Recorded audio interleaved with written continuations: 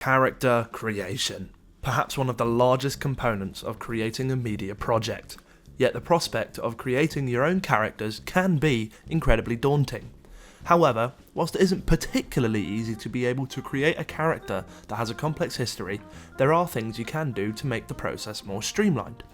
This is what I will be covering in this video today, including the basics of building a character, all the way to creating a subtextual personality, as well as an outgoing one that is visible to an audience.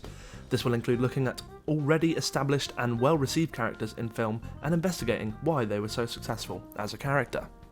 In order to be able to create a character, first you will need to think of an inciting incident for the character to experience, for them to begin a journey that will cause them to change. This can work for any character, no matter how big the role they play in a production.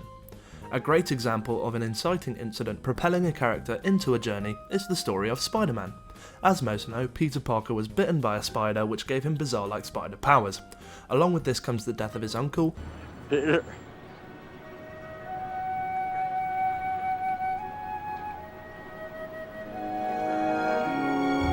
which catapults Spider-Man into the universe, coupled with all the adventures he goes on along the way that all relate back to one key message: with great power comes great responsibility.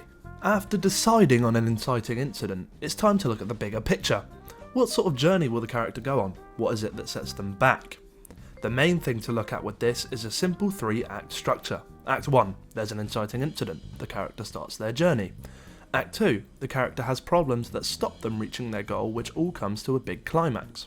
Act 3, the character will usually find that whatever they needed was there all along, and solve the issues that initially blocked them from completing their journey. This can be expanded upon by splitting acts into smaller segments to focus on smaller developments too.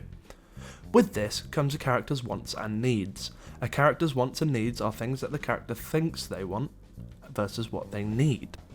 What this means is that a character can begin their journey in a way that means they're only following what they want. Couple this with another character that may aid in this thinking, or a goal that only seems possible through that way of thinking, and you get a character's wants. This is especially apparent in Godzilla, King of the Monsters, when Emma Russell, played by Vera Farmiga, creates the Orca, which communicates with the Titans. After this, she secretly calls the eco-terrorist Alan Jonah, played by Charles Dance, to awaken all the sleeping beasts, which she thinks will cure the planet of the infection, humans. After realising that it was all a big mistake and almost eradicating a whole city,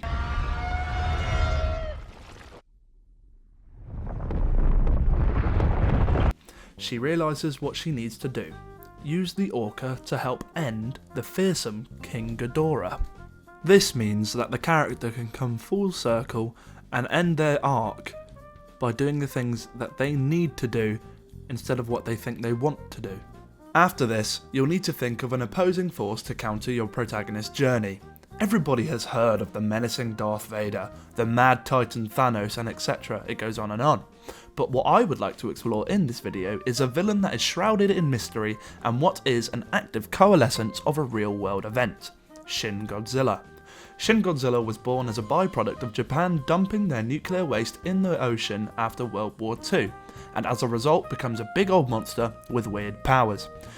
The directors Hideaki Anno and Shinji Higuchi used Shin Godzilla as a metaphor for punishment on the city of Tokyo for disposing dangerous chemicals in a place so close to human and animal life. This makes for an amazing villain in Shin Godzilla and something that may almost be seen as a deserved punishment on the Japanese government. Another thing to consider when creating your character is design. This can be a very difficult task, but can be made very easy when you think about the character you created in depth. Take Darth Vader for an example. Darth Vader is dressed in all black to match the dark past behind his character. As well as this, he stands tall above most characters, as height plays into the intimidation factor that makes Vader so successful. These are all of the fundamentals that you need to explore to create your own character, in a nutshell.